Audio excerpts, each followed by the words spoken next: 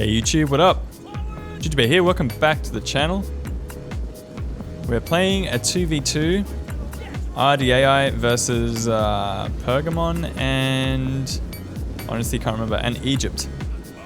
So we're going for like a little bit of a theme here. Me and my teammate have both spawned as the Ardiaei, and I guess there's maybe like a an alliance between the Pergammese and the Egyptians.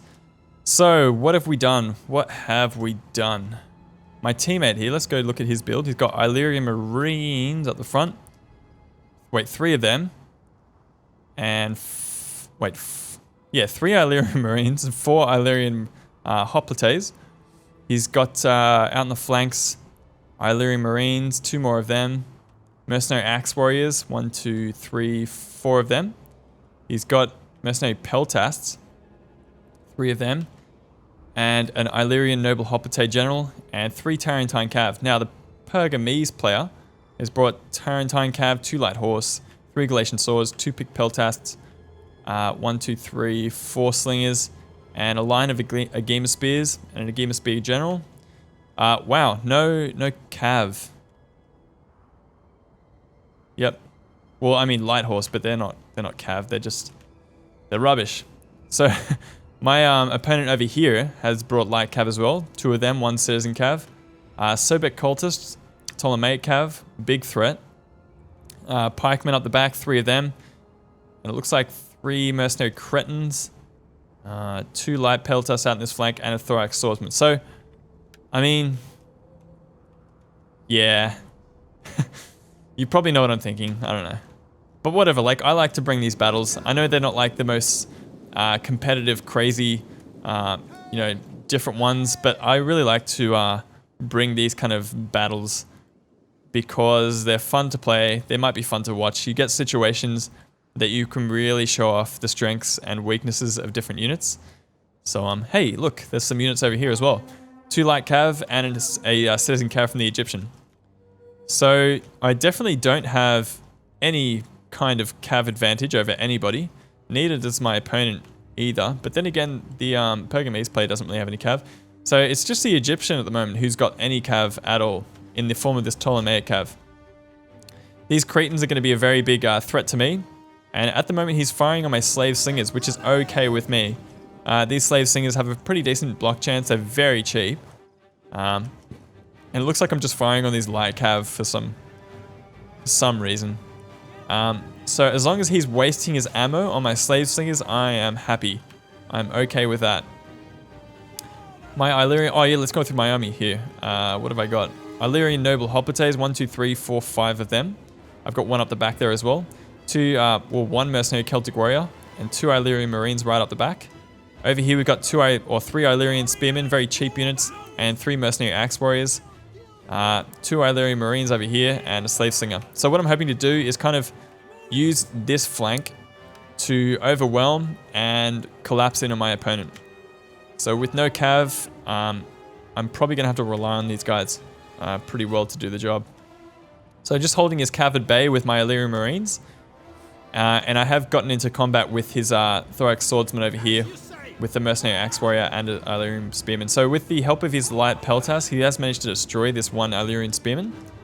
And he's going to start pushing with his pikes as well. So I'm probably going to have to be careful about that.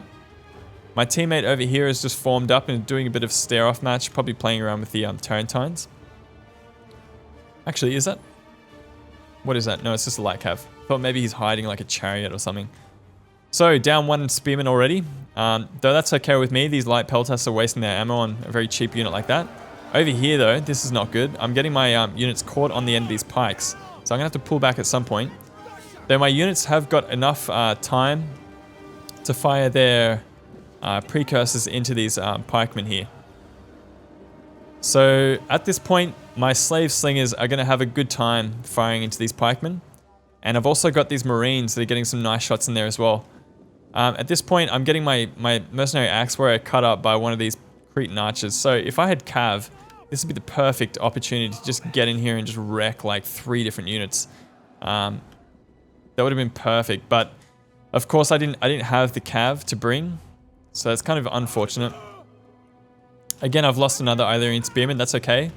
my opponent's wasting their ammo on those kind of units, I really should be bringing this Mercenary Axe Warrior just straight into combat here, because he's getting destroyed by concentrated fire from light peltasts and Cretan archers and the works.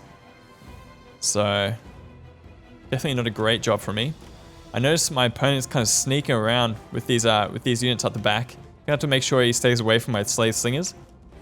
Over here, I'm kind of trying to shoot a bit of a gap and get into his Cretans, or at least push them back.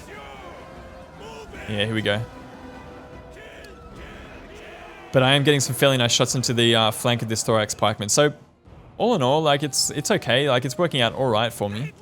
I just have to make sure that I don't get caught on any pikes anywhere. So over here, I'm going to charge into his Thorax Swordsman with my Illyrian Noble Hoplites. They're probably going to do quite well in this engagement, and we managed to catch this light horse as it came through here. So that's going to go pretty well for me, that engagement there. Over here, we got pretty much the same thing. These Illyrian Marines are going to have a really nice time just firing into these different Thorax Pike units.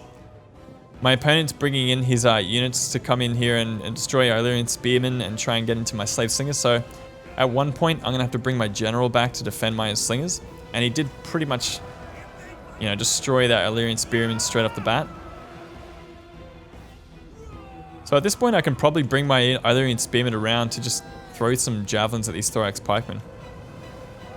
But yeah, you can see I'm going to have to try and push them back with my Celtic Warriors. Going to get a couple of kills with my Precursors.